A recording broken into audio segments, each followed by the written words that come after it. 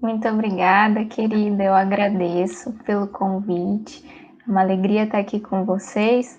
Que possa ser uma noite proveitosa para todos nós, né? De muitas reflexões, de muito aprendizado e também dessa comunhão boa entre corações amigos. Obrigada pelo convite. Bom, amigos, e o tema então que nos ficou proposto para nossa conversa dessa noite foi sobre a indulgência. Indulgência talvez não seja uma palavra que esteja assim tão dentro do nosso vocabulário cotidiano, né? A gente fala pouco sobre indulgência, talvez esteja mais presente no contexto mesmo dessa busca espiritual que nós temos tentado, né, alcançar. Mas para nós espíritas, que a maioria de nós, quando adentra a doutrina espírita, um dos primeiros livros da codificação que a gente lê, que a gente conhece, né, que é realmente a porta de entrada para muitos corações na doutrina espírita, é o Evangelho segundo o Espiritismo. Então já é um conceito bastante conhecido, ou pelo menos é uma palavra que a gente rapidamente vai remeter lá ao Evangelho segundo o Espiritismo, lembrando do capítulo 10, Bem-aventurados os misericordiosos, onde na parte final das mensagens dos espíritos, né, as instruções dos espíritos, Kardec seleciona algumas mensagens sob esse título, a indulgência. E começando justamente por ali, eu separei das mensagens todas que Kardec seleciona para colocar ali, um trechinho apenas. O intuito não é a gente estudar as mensagens todas aqui, elas, acredito, já são conhecidas da maioria de nós. Quem ainda não teve oportunidade ou não se lembra muito bem, fica sempre o convite para a gente voltar a essa leitura, porque é sempre rica, né? Sempre muito proveitosa para todos nós. Mas eu selecionei apenas um trechinho, uma frase que acredito que vai ajudar a gente muito a refletir sobre esse tema indulgência. E é uma parte ali do capítulo 10, como eu disse, no item 17, da mensagem de um espírito chamado João, bispo de Bordeaux, quando ele diz: sede indulgentes com as faltas alheias, quaisquer que elas sejam. Não julgueis com severidade, senão as vossas próprias ações, e o Senhor usará de indulgência para convosco, como de indulgência houvedes usado para com os outros. Então, esse trecho já começa com um grande convite, né? Indulgência é uma dessas virtudes, dentre tantas outras, que Jesus nos convoca, nos convida a desenvolvermos em nós, né? Essa postura, essa maneira de agir para com os nossos semelhantes, para que a gente avance, né? Para que a gente possa efetivamente ir concluindo essa caminhada de evolução a que Jesus nos convida, para que a gente possa realmente se transformar em busca do bem, em busca do amor, como a gente tanto aprende com o Mestre, né? Então, a indulgência é um desses aspectos. Tem até uma coisa interessante, porque ela é, digamos que, uma virtude que está embutida na própria caridade, que é uma, né, como a doutrina espírita mesmo vai nos apresentar, a grande coisa assim a ser desenvolvida por nós, né, o grande caminho da salvação, como Kardec vai resumir. Mas é interessante porque ela está incluída, embutida dentro da caridade, né? Se a gente retomar a questão 886 do Livro dos Espíritos, quando Kardec pergunta qual é o verdadeiro sentido da palavra caridade, tal como entendia Jesus, e os Espíritos vão resumir em 3 aspectos, né? 3 características: benevolência para com todos, indulgência para com as imperfeições alheias e perdão nas ofensas. Então, a indulgência está incluída e está embutida dentro desse aspecto da caridade que é maior, né? Mas, para a gente refletir um pouquinho mais sobre esse trecho em específico que eu selecionei, logo no início, então, é esse convite: sede indulgentes para com as faltas alheias. Os espíritos, em várias das mensagens que Kardec escolhe colocar ali no Evangelho segundo o Espiritismo, eles fazem esse chamamento mesmo, né, a todos nós sobre a conduta cristã, como agir, né, quais são as atitudes, as ações que nos cabem enquanto cristãos, enquanto esses que estamos aprendendo com Jesus e almejando realmente essa caminhada, né, esse desenvolvimento, esse aperfeiçoamento, aprender com ele para avançarmos. Então, essa é uma das características que apresenta aqui num convite bastante claro. Sede indulgentes para com as faltas alheias, mas tem um acréscimo importante, quaisquer que elas sejam. Então, não importa o tamanho do erro, do equívoco dos nossos semelhantes, né, das faltas, o convite da indulgência é para com todos, porque independente daquele nosso irmão ser o maior dos criminosos que já pisou aqui na Terra, é também um filho de Deus, um espírito criado por ele, talvez momentaneamente aferrado ali ao mal, cristalizado na sua, nas suas buscas, enfim, nos seus equívocos, mas é também um filho de Deus, um irmão nosso. Então, a nós, enquanto criaturas, é claro que a ele caberão responsabilidades sobre cada ato, porque a lei divina também tem esse aspecto, mas a nós, enquanto criaturas, cabe sempre indulgência para com todos os nossos irmãos, quaisquer que sejam as faltas. E isso é bastante importante, né, a gente relembrar aqui. E ele prossegue: não julgueis com severidade, senão as vossas próprias ações. E a gente já vai voltar nisso daqui um pouquinho mais adiante. Mas primeiro que eu queria frisar aqui e ressaltar é o que vem em seguida. E o Senhor usará de indulgência para convosco, como de indulgência houvedes usado para com os outros. Quando a gente fala de indulgência, a gente pode pensar sempre em dois aspectos, né? A indulgência para com o próximo, que é a principal, né? Que é o que João, aqui, bispo de Bordeaux, está frisando logo no início desse trecho, para sermos indulgentes para com as faltas alheias. Então, é uma postura que diz respeito ao nosso relacionamento, a nossa relação com as outras pessoas, com os nossos irmãos, aqueles que rodeiam a nossa vida, que convivem conosco e que têm certa influência também na nossa vida, porque agindo de alguma forma podem se equivocar, podem, enfim, nos ferir ou não, mas que estão ali em convivência conosco, são os nossos irmãos.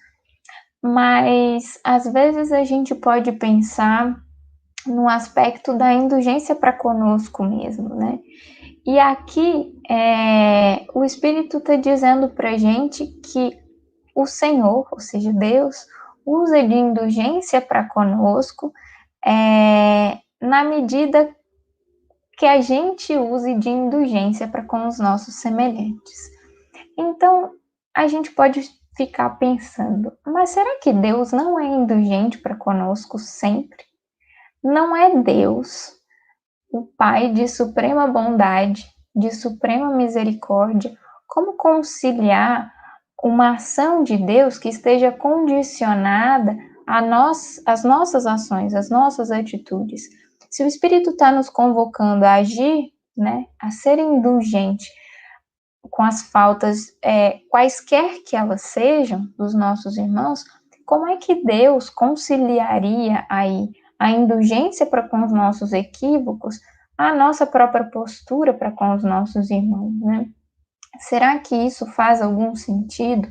Isso me lembra também do trecho do Pai Nosso, né, que a gente conhece tanto e talvez repita tantas vezes, sem nem dar tanta atenção para a seriedade que é ele, né, para tudo que ele representa naquela parte do perdão, quando a gente diz perdoa as nossas dívidas, assim como perdoamos aos nossos devedores, né, ou as nossas ofensas, dependendo da palavra que a gente usa, mas também uma condicional, né? A gente pede que Deus nos perdoe na medida que a gente também seja capaz de exercer o perdão.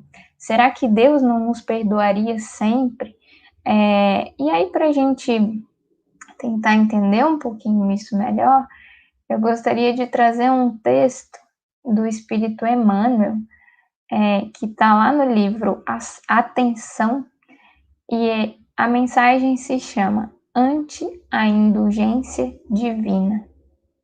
Então, só pelo título, a gente já percebe, né, o conteúdo da mensagem.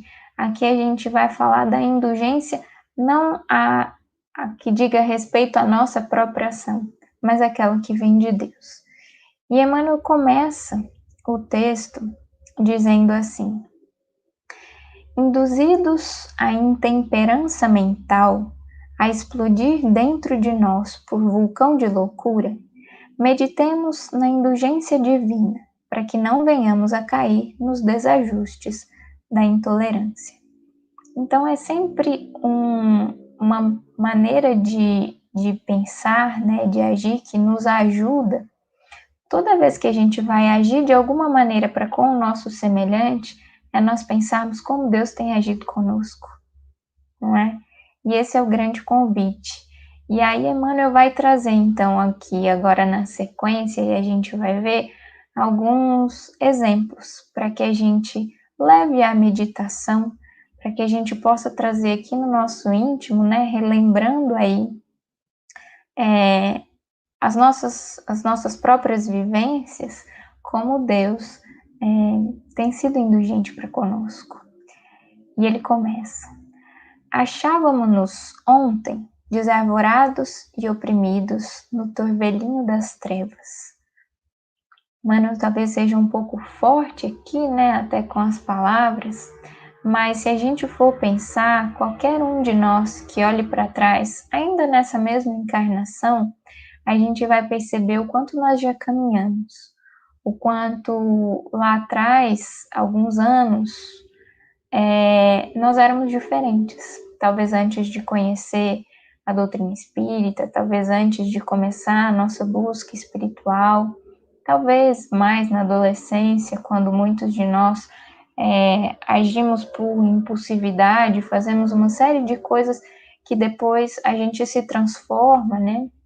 A gente vai perceber o quanto nós tivemos dias de maiores dificuldades no sentido das nossas próprias ações. Quanto nós é que éramos mais intolerantes, mais impacientes, mais maledicentes e uma série de coisas que a gente tem se esforçado por transformar. E é claro, se a gente lembra que somos espíritos, e essa é a grande chave que a doutrina espírita muda na nossa consciência, né?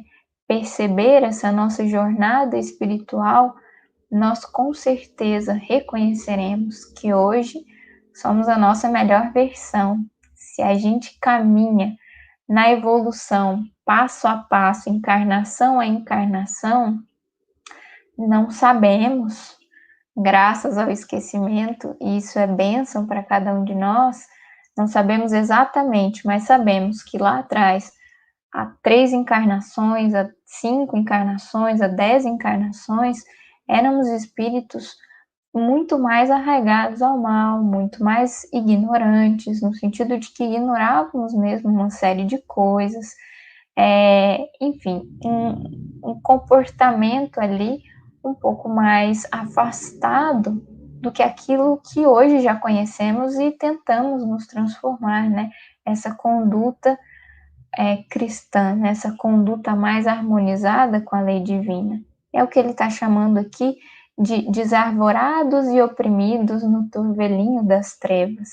E muitas vezes em grande sofrimento por conta dos nossos próprios desatinos, Muitos de nós passamos por caminhos extremamente dolorosos pelas nossas próprias escolhas, né? Arraigados aí aos vícios, aos crimes. Mas, Emmanuel também diz, o Senhor, porém, nos concedeu um novo dia para recomeçar a grande ascensão à luz. E o novo dia sempre vem. Mais uma vez, se a gente pensar só nessa encarnação, quando a gente tem um dia ruim, quando a gente age mal para alguém que a gente ama e a gente fica às vezes já com a consciência nos chamando, né? A gente tem sempre a oportunidade de uma boa noite de sono e um novo dia que raia para começarmos de novo, né? Como se a gente pudesse começar do zero mais uma vez e fazer aquele dia ser diferente, se a gente errou, se a gente se equivocou, né? Que o novo dia nasce com aquela nova esperança para que a gente possa caminhar melhor nos caminhos da vida, fazer escolhas melhores, reajustar coisas que a gente fez de uma maneira mais equivocada lá atrás, enfim, um novo dia. E isso, qual não é então essa grandeza quando a gente pensa nas encarnações? A doutrina espírita é muito rica em nos apresentar isso na literatura espírita, uma infinidade de casos de espíritos que vão contar as suas situações depois que deixam o plano aqui da matéria.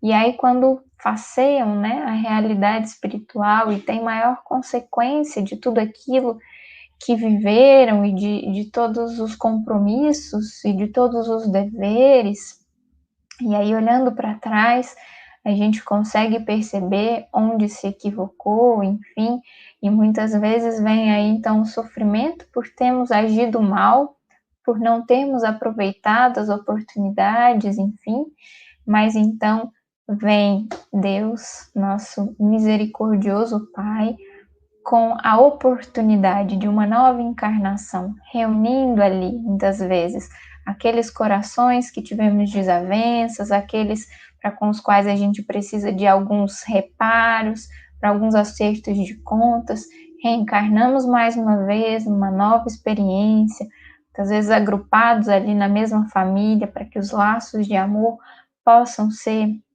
essa grande transformação aí das relações, enfim, essa nova oportunidade nesse novo dia para que a gente possa reajustar as coisas. Então, Deus sempre nos oferece essa nova oportunidade. E Emmanuel ainda prossegue: restituiu-nos, perdão, estávamos paralíticos na recapitulação incessante de nossos desequilíbrios. Ele faz uma analogia aqui com a paralisia, né, no sentido de dizer que estávamos estagnados. Quando a gente fica recapitulando certos desequilíbrios, a gente fica estagnado, a gente fica parado, né, nessa evolução, né, como realmente paralíticos da alma, né, espirituais, parados, estagnados ali no mesmo erro. E quantas vezes a gente vê relatos de espíritos que passam, às vezes muitas encarnações, caindo exatamente no mesmo equívoco, né? Quanto isso é doloroso para o espírito, ali repisando aquela mesma lição e caindo mais uma vez, né, fraquejando ali no mesmo ponto, mas restituiu-nos Deus, né, a faculdade do movimento com os pés e as mãos livres para o reequilíbrio que nos compete. Então, vem Deus e restitui-nos os movimentos dos pés, das mãos, essa paralisia espiritual, nos dando então nova oportunidade para que a gente transforme esses desequilíbrios, esses vícios, né, esses erros reiterados no mesmo aspecto, em equilíbrios. Sofríamos desilusão e cegueira. Desilusão que vem das ilusões que a gente cria, né? Então, por exemplo, quando a gente cria a ilusão de que a nossa felicidade está pautada sobre as coisas materiais que nós adquirimos, cedo ou tarde virá a desilusão, porque seja nessa encarnação, por um revés financeiro ou qualquer outro motivo, seja por conta do desencarne que deixamos, né, aqui na matéria todas as nossas posses, essa desilusão vai chegar, porque todas essas coisas materiais sobre as quais a gente colocava a nossa felicidade perecerão, né? São perecíveis, um dia acabam, e aí então vem a desilusão. Então, muitas vezes, a gente sofre dessas desilusões e cegueiras por conta dessas coisas que a gente cria, né? A cegueira aqui também, no aspecto espiritual, né? E aí, então, Emmanuel reforça coloca mais uma vez, né? Reformou-nos a esperança e a visão com que assimilamos as novas experiências. Então, vem Deus renovando as nossas visões, né? A nossa maneira de ver. E essa é, por exemplo, uma grande bênção que a doutrina espírita é para cada um de nós. A cegueira espiritual que às vezes a gente vivia antes de conhecer essa doutrina que tem sido para nós grande bênção, né? Grande oportunidade de aprendizado, por nos descortinar uma realidade qual antes a gente estava sem conhecer muitas vezes, né? Quantos e quantos corações caminham no mundo hoje completamente cegos às realidades espirituais, né? A essa verdadeira vida, que é a vida do espírito, que caminham no mundo sem consciência do porquê estamos aqui, de que somos espíritos, da nossa jornada evolutiva, da nossa caminhada espiritual. Então, esse é um tipo de cegueira, né? Que Deus vai tirando de nós na medida que Ele nos dá oportunidades e possibilidades de renovar essa visão, né? Renovando-nos a visão, renova-nos também a esperança, porque apresenta, então, uma nova realidade, né? E Jesus é o grande mestre dessa esperança. Não é à toa o Evangelho é chamado de Boa Nova, ou seja, boa notícia, essa boa notícia que tira os nossos olhos apenas do mundo aqui encarnado, dessa curta experiência que nós temos entre berço e túmulo, né? E amplia essa visão de uma maneira grandiosa que a gente nem é capaz de mensurar muitas vezes o quanto a bênção que a gente tem, né, de ter essa revelação para nós. Então, vem Deus, né, por meio aí dos seus enviados, por meio do Mestre Jesus, reformar então essa visão e essa esperança para que a gente possa assimilar então as novas experiências. Jazíamos desacisados na sombra, reconduziu-nos à posse da integridade espiritual. Às vezes, quando a gente está aí à margem, né, à sombra de nós mesmos, vem Deus nos dando essa oportunidade, essa possibilidade da gente retornar a essa integridade espiritual. Um conceito como Joana de Ângeles usa, né, o homem integral. É esse espírito que está consciente, pleno de si mesmo, né? Tomou as rédeas da sua própria evolução, porque está consciente e é capaz de tomar decisões, de discernir, de ir para aqui ou para além, né?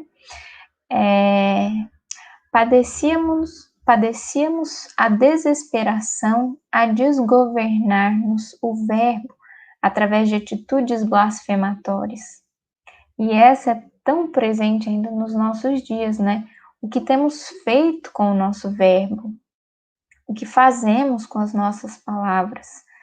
Tantas vezes a gente acaba entrando em maledicências, ainda hoje, quanto mais no pretérito, quanto mais fazíamos isso, né? Quanto a gente usa, ou usava, né, continua usando das nossas palavras para atitudes de blasfêmia, para, enfim, se a gente retornasse já a Sócrates com os 3 crivos, né, a gente reduziria com certeza a nossa fala e muito, para que a gente falasse apenas o que é bom, o que é útil e o que é verdadeiro, que são lá os 3 crivos de Sócrates, né? Quantas vezes a gente fala o que não é bom, nem para nós, nem para os outros, o que não é útil, uma série de conversações que não agregam para nós, né, que não são edificantes, e talvez o mais sério de todos, o que não é verdadeiro, quantas calúnias, quantas mentiras a gente cria ou a gente repassa pelo nosso verbo invigilante. Mas apesar disso tudo que a gente fez, faz, né, continua fazendo, Emmanuel nos lembra que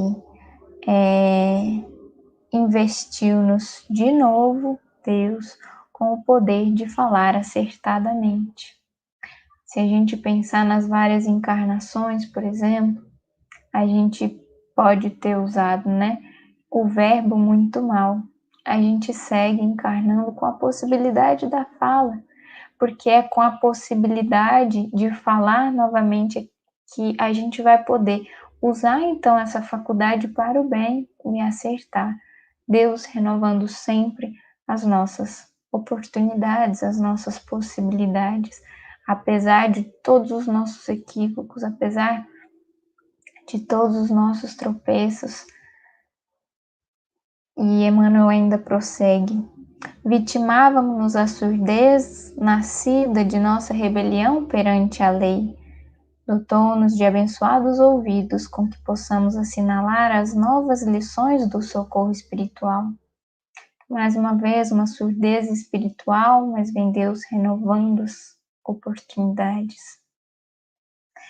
Procedíamos à conta de infelizes alienados nas regiões inferiores, materializando em torno de nós as telas dos próprios erros e eternizando assim o contato com os desafetos de nossa própria vida. E aqui lembramos, né, das regiões mais densas no plano espiritual, os umbrais que nós próprios criamos pela nossa mentalidade que sintoniza aí nas faixas de maior sofrimento, né, de maior angústia, e acabam plasmando, porque fixado o pensamento naqueles ambientes, a gente acaba plasmando ali essas regiões onde espíritos que sintonizam na mesma faixa vão compartilhar, digamos, desse estado vibratório. Então a gente cria essa região, materializa em nós essas telas que estão na própria mente, né, dos indivíduos, dos espíritos ali congregados, formando, né, aquele ambiente em contato com os desafetos da própria vida, nós mesmos e aqueles que sintonizam aí, né, com essas coisas que a gente cria, mas concedeu-nos, porém, a divina bondade, a bênção do lar e da provação, da responsabilidade do trabalho em comum, nos quais tornamos a associação com os nossos adversários do pretérito para convertê-los ao sol do amor em laços de elevação para o futuro. E muitas vezes a gente sai dessas regiões, desses estados de sofrimento, para uma nova encarnação, para uma nova oportunidade, muitas vezes, como eu já disse, juntos ali na família, com aqueles que foram os nossos desafetos, para refazermos aí essas relações, transformarmos o sentimento, consolidar aí o amor, né, em todas as relações. E Emmanuel então conclui esse texto dizendo: não ouvides a tolerância de Jesus, o nosso eterno amigo, que nos suporta há milênios. Isso aqui é muito forte para a gente pensar que Jesus, como mestre das nossas vidas, né, governador espiritual da terra, escolheu vir Ele mesmo encarnar aqui conosco para nos mostrar o caminho, para nos apresentar essa maneira de viver, esse código de conduta, né? Não só um ensinamento que parte da palavra, né? Um ensinamento falado, mas sobretudo vivendo em cada ato, em cada ação, tudo aquilo que ele nos ensinava, mostrando o quanto isso é possível. esteve aqui conosco, sacrificando a si mesmo, no sentido de estar aqui conosco, né? Não só o sacrifício da cruz, mas, sobretudo, aquele do amor que escolhe estar junto, apesar de tudo do que tudo isso pudesse ou possa representar para um espírito crístico como ele. Veio aqui estar conosco para nos mostrar o caminho, como realmente um grande irmão que olha para os seus semelhantes, né? Olha para nós como seus tutelados e resolve conduzir-nos com muito carinho, de muito próximo. E nós o que fizemos? De tudo isso, né? De todo esse investimento grandiosíssimo, que talvez a gente ainda esteja muito longe de conceber o que representa tudo isso, né? O que representa a vinda de Jesus para estar conosco aqui na Terra, todo esse ensinamento que a gente pôde receber de tão perto.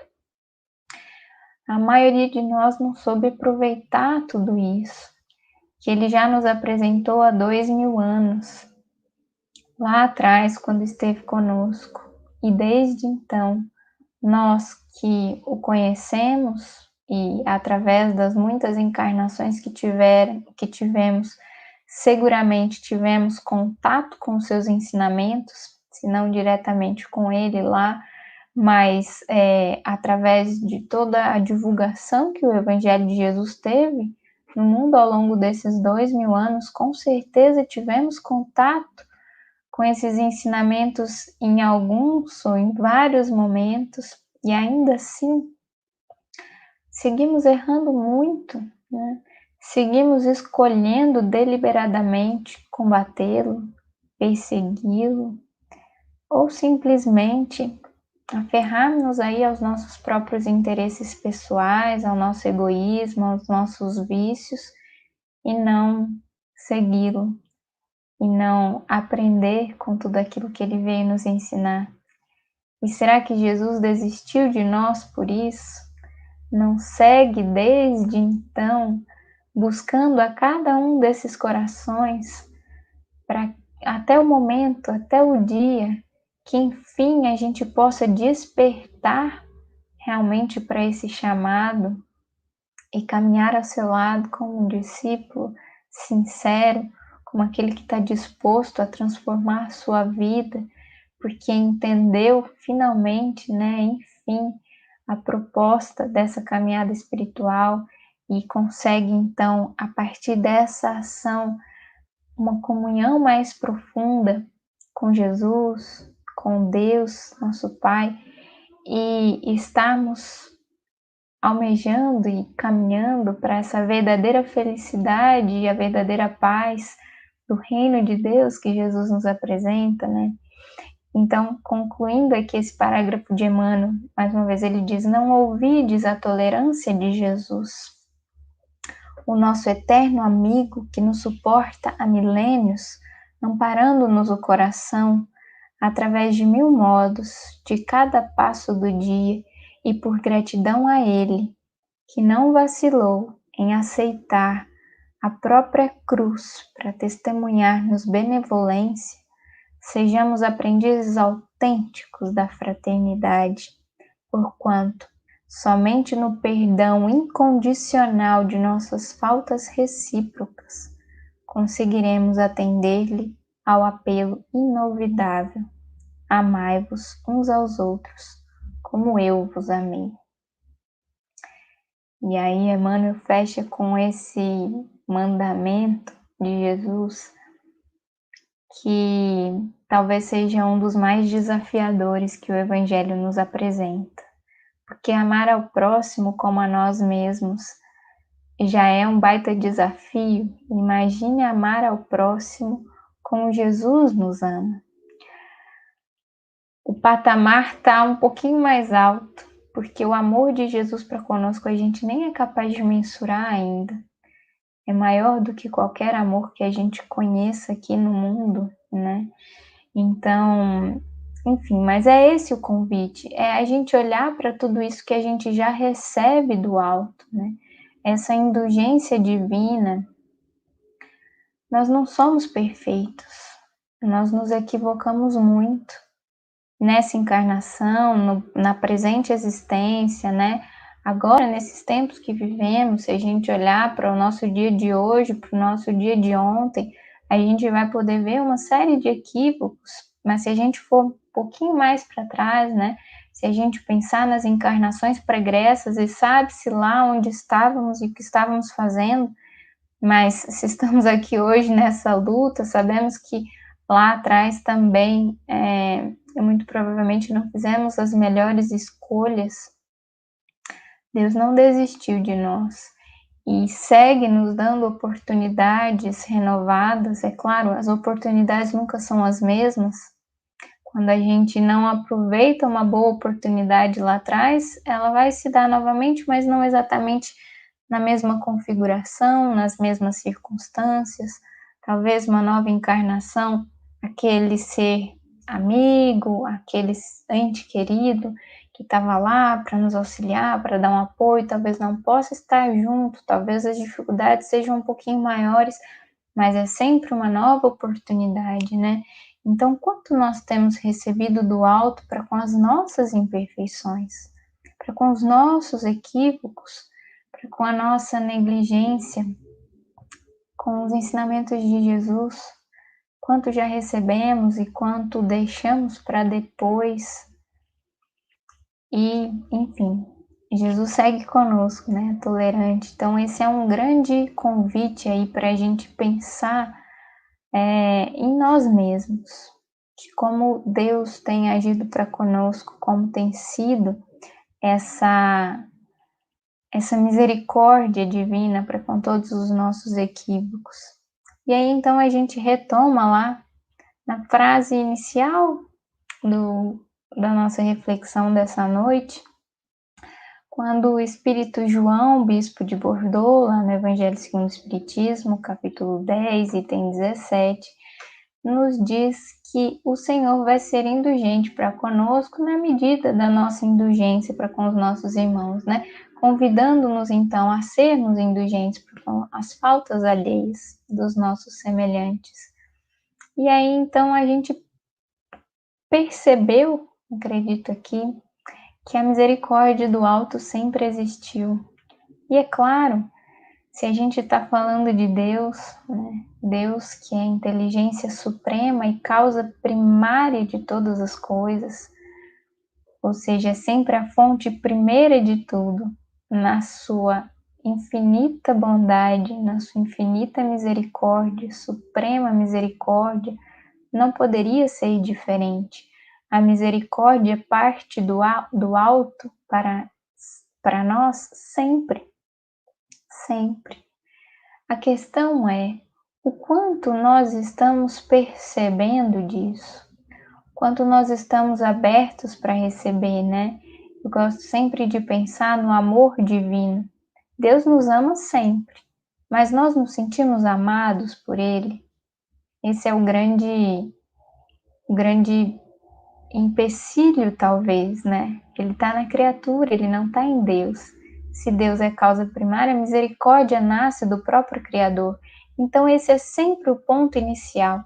A misericórdia começou com ele, sempre, para com todos os seus filhos, independente das faltas que cometamos, dos crimes que possamos ter cometido no pretérito. Deus sempre vai agir com misericórdia. É claro que a lei tem consequências, ela impõe para nós responsabilidades e colheitas sobre tudo aquilo que a gente planta. Mas a misericórdia existe para todos os seus filhos, né?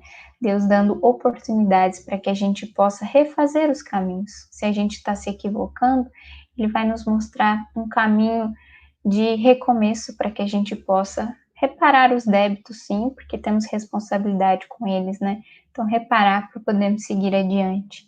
Então, começa lá, na misericórdia de Deus. Mas aí, então, qual é a parte que cabe para nós, criaturas? Quando eu começo a ter consciência de toda essa misericórdia, olhando para os meus próprios equívocos, eu tenho um caminho aí de autoconhecimento, primeiro de tudo, que é para olhar e para perceber o quanto eu também não sou perfeito, o quanto já tive aí muitos equívocos e muitos tropeços na caminhada. Reconhecer a nossa falibilidade é uma coisa extremamente importante na nossa jornada espiritual. E quando a gente percebe que é falível, porque às vezes mesmo querendo muito agir no bem, como mesmo Paulo dizia, né, o bem que quero eu não faço, mas o mal que eu não quero, esse eu ainda faço. Então reconhecer isso é o primeiro passo para a gente seguir adiante e perceber a misericórdia que já existia. Quando a gente percebe que é falível, quando a gente percebe que mesmo querendo muito, né, nos esforçando, a gente ainda cai, eu também consigo perceber que Deus é misericordioso para comigo, porque ainda assim Ele segue nos amparando, nos dando novas oportunidades. Quando a gente reconhece isso, quando a gente consegue ver em nós que essa indulgência existe para conosco, então a gente está mais preparado para olhar para o nosso irmão e perceber que a falta, que o equívoco que existe ali nele, na ação dele, também merece indulgência da nossa parte, né? É um caminho que eu consigo me reconhecer um pouquinho no outro e começo a vê-lo também como um irmão, né? Como um semelhante, porque me vejo um pouquinho nele também.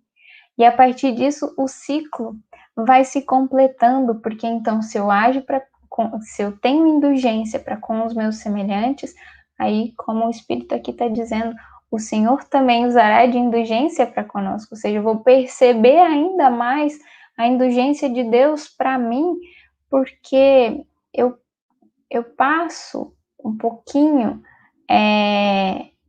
dessa percepção de conflito que eu tenho antes, porque muitas vezes a gente vive num certo conflito, porque a gente sabe muitas coisas, né? Que Deus nos ama, enfim, mas se a gente não está se esforçando por fazer a nossa parte, a gente quase que não se sente merecedores de todo esse amor.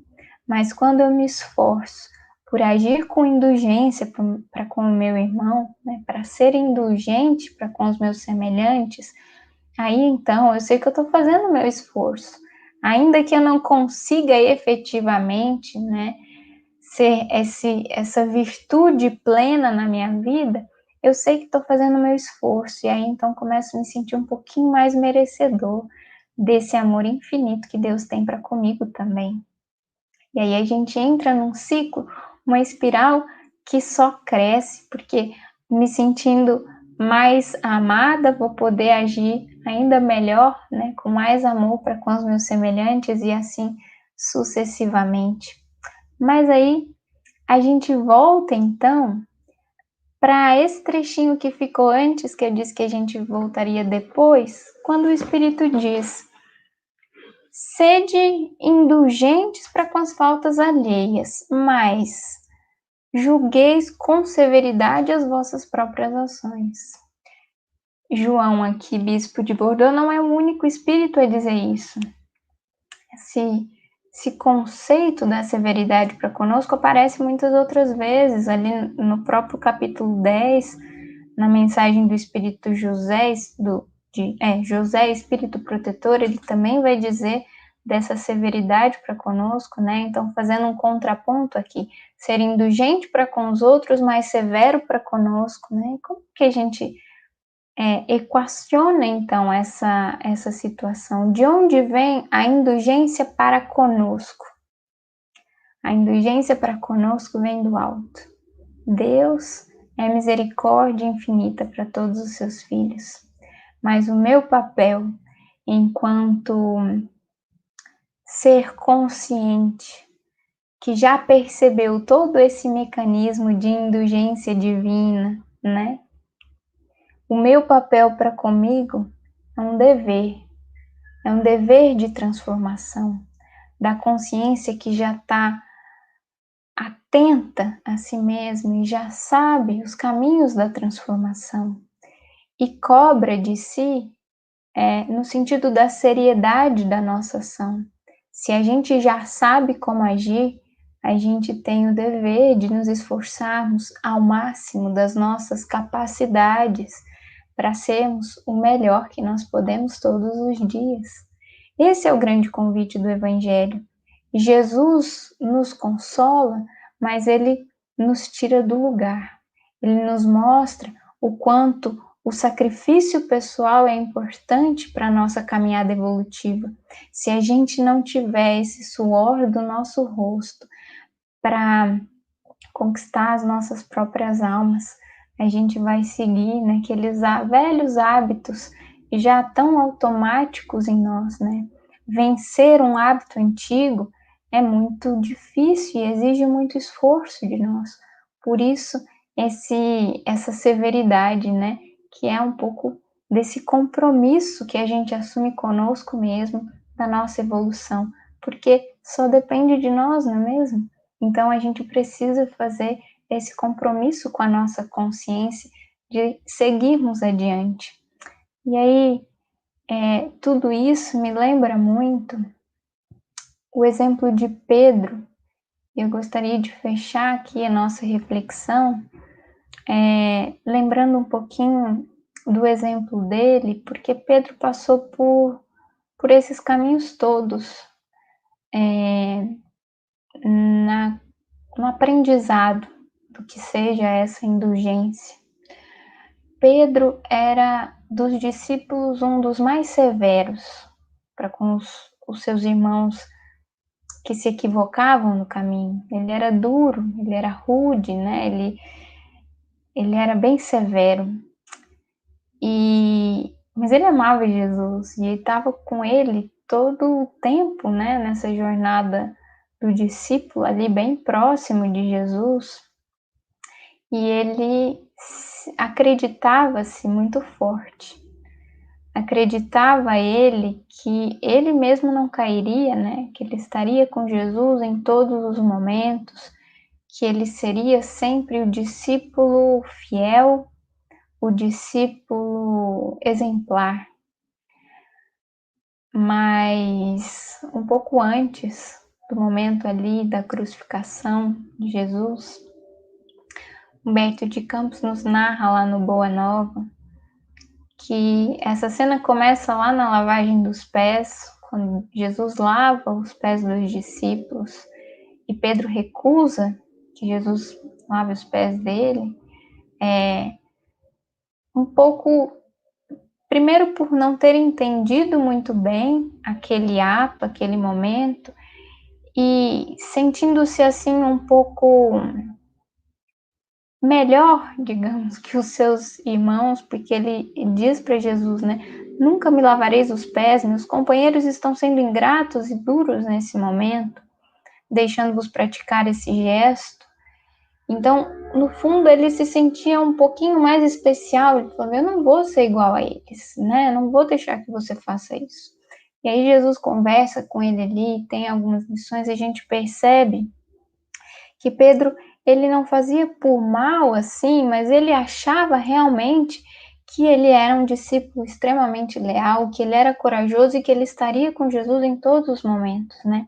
Logo depois disso, Jesus começa a anunciar que chegava para ele o momento do testemunho, e aí eles entram num diálogo, Pedro dizendo para ele que iria com ele em todos os momentos, para onde quer que fosse, né?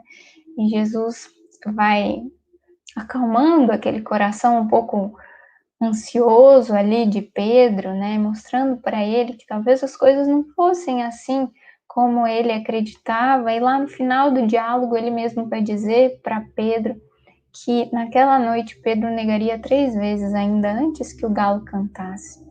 E Pedro, naquele diálogo todo, ele fica até um pouco incomodado, acreditando que Jesus duvidava dele, duvidava da força, da coragem dele, não é?